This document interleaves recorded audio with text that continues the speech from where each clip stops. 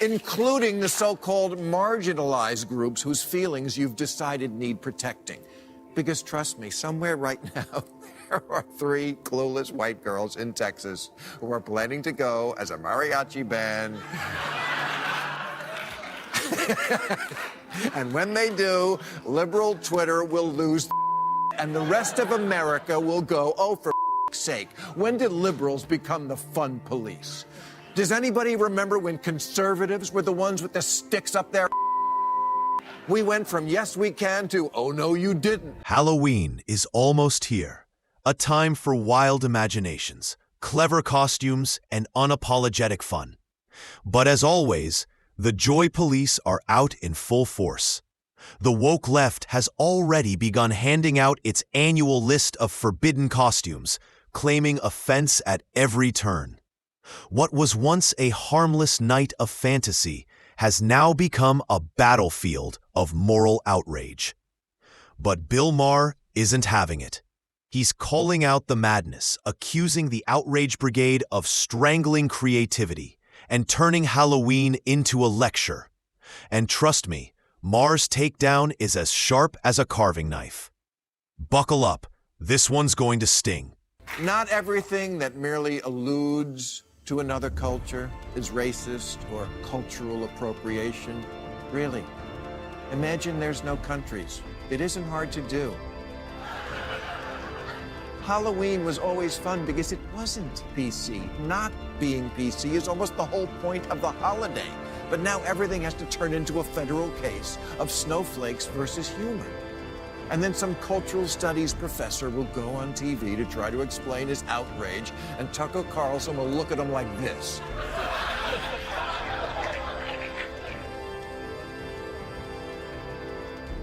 Maher's absolutely right. Not every costume or action on Halloween amounts to cultural appropriation.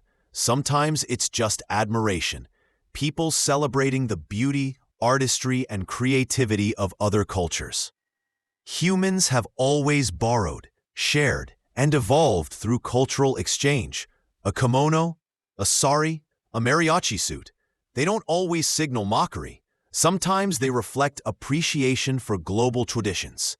We're a planet of diverse races and vibrant histories. And it's perfectly fine to explore and participate in what makes each culture unique, as long as it's done with respect, not ridicule. Halloween is about imagination and play, not politics. Turning every costume into a moral issue only divides us further. Maybe it's time to remember that curiosity and connection are far better than censorship and fear. The majority of America is with the Democrats on the issues. They just find the woke people irritating as hell. In a new poll, 80% of Americans find political correctness to be a problem, including 75% of African Americans, 74% of Americans under 30, 82% of Asians, 87% of Hispanics, 88% of Native Americans. If you're not a statistician, let me break those numbers down for you. Nobody likes you. Exactly. Political correctness and cancel culture have grown into forces that stifle free speech, creativity, and individuality. What began as a call for sensitivity has morphed into a culture of fear, where people second-guess every joke, opinion, or costume, terrified of offending someone. This anxiety has even seeped into something as harmless as Halloween. Freedom of expression isn't just about what we say. It's about how we express ourselves. When society starts policing costumes, we lose the joy of creativity and the very spirit of the holiday. Americans shouldn't have to apologize for being imaginative. As Maher points out, the real threat isn't a controversial costume, it's the chilling effect of political correctness itself. Including the so-called marginalized groups whose feelings you've decided need protecting. Because trust me, somewhere right now, there are 3 clueless white girls in Texas who are planning to go as a mariachi band. And when they do, liberal Twitter will lose their...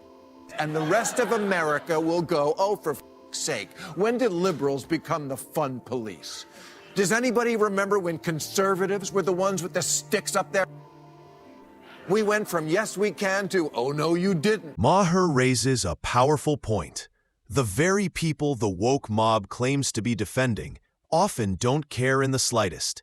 In fact, many enjoy seeing others embrace their culture. They see it as admiration, not appropriation. Whether it's someone wearing a kimono, sombrero, or African print, most people appreciate the curiosity that comes with cultural exchange. They understand the difference between mockery and appreciation, something the outrage crowd seems to have forgotten. Ironically, it's the self-appointed protectors who create division, while those they claim to defend are simply having fun. Maher's point lands perfectly. Sometimes the offense exists only in the minds of the perpetually offended. Halloween is too much for your fragile sensibilities, and you're worried about seeing someone wearing something that's on the forbidden costume list.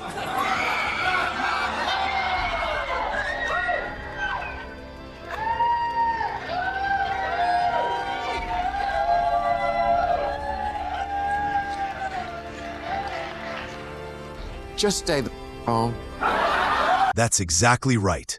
If a Halloween costume is enough to ruin your night, maybe just go to bed early. Every year, a wave of self-righteous think pieces emerge, lecturing everyone on what's acceptable to wear.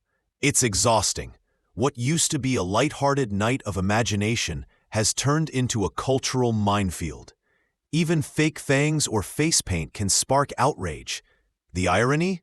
The people doing the policing often miss the point. Halloween isn't about offense. It's about creativity, humor, and escapism. Maybe instead of scrolling through lists of forbidden costumes, we should let people enjoy themselves, just for one night, without turning it into a moral battlefield. Every year we go through this lists of costumes you better not wear, lest a night of irreverent dress-up spiral into something that resembles fun. Here's an idea, clickbait websites. I won't tell you how to harvest and sell my personal data, and you don't tell me what I can wear on Halloween. Because Halloween is supposed to be outrageous. It's a festival of the sacrilegious and a celebration of the grotesque, from zombies to ghouls to bobbing for apples and other people's saliva. Halloween is that one night of the year when people unleash their wildest, strangest fantasies, grotesque, hilarious, or completely ridiculous, all in good fun.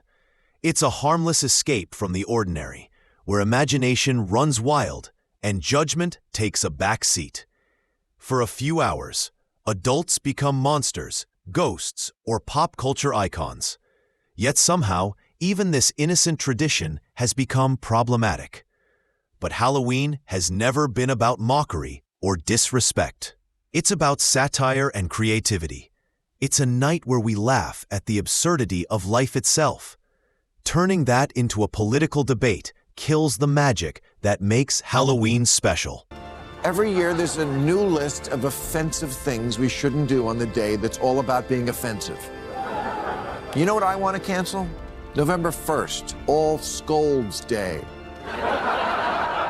When the good people announce which costumes the bad people wore. BuzzFeed, Buzz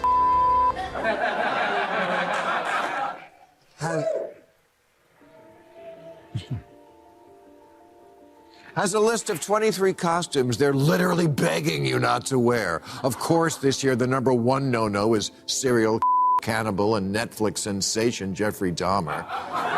Now let's talk about the Dahmer costume outrage. Critics say dressing like Jeffrey Dahmer glorifies him, that it somehow turns him into a hero. But that's missing the point entirely. Halloween has always celebrated the macabre and the grotesque. Dressing up as Dahmer isn't an endorsement of his crimes. It's a reflection of how deeply his story shocked the world.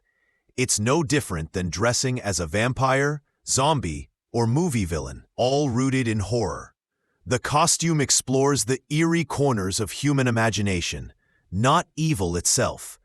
Society needs to remember, Halloween is satire and disguise, not a moral statement. eBay has already banned selling it because otherwise it would be impossible to find a blonde wig and aviator glasses.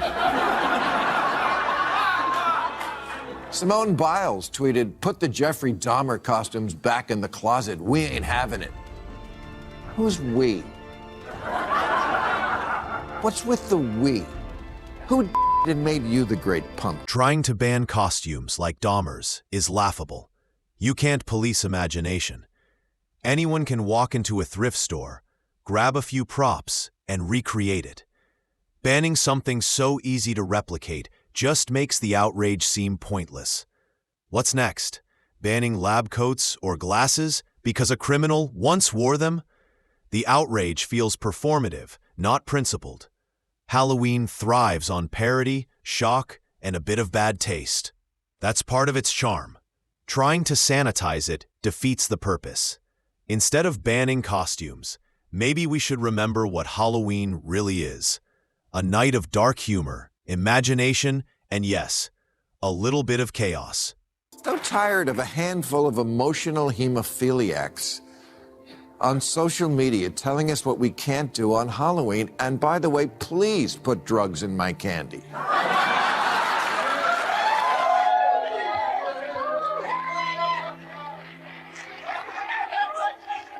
Listen to these other verboten costumes on stupid lists this year, including Queen Elizabeth because it's too soon.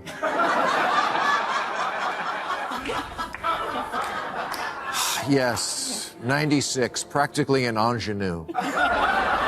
It gets funnier. Halloween originally honored the dead, a night to remember those who've passed. So when people say dressing as Queen Elizabeth is offensive, it's ridiculous. By that logic, we'd have to ban half of history. A Queen Elizabeth costume isn't mockery. It's a nod to her legacy. People dress as Elvis, Cleopatra, or presidents, not to disrespect them, but to celebrate the impact they made. Being remembered on Halloween isn't an insult. It means you've become iconic enough to live on in popular culture. Of course, don't even think about characters outside of your race, and no genies, because genies were slaves, okay. No schoolgirls, no Playboy bunnies, no celebrities accused of including Elvis. You can't dress up as Elvis? That's an entire industry. So if we can't dress as those Maher mentioned, who's left to portray? Even so-called safe costumes have dark origins. Witches, devils, zombies. None of them were saints. Yet somehow that's fine, because it's been culturally sanitized over time. The hypocrisy is glaring. We celebrate fictional villains, but freak out over real historical figures. Halloween has always thrived on irony and exaggeration. When we overanalyze costumes, we drain the creativity from a tradition built on the outrageous. If nothing's off limits in art, why should Halloween be? As Maher says, the real monster isn't the costume. It's the culture that insists on policing fun. Maybe it's time we stop overthinking, stop judging, and just let people enjoy Halloween again.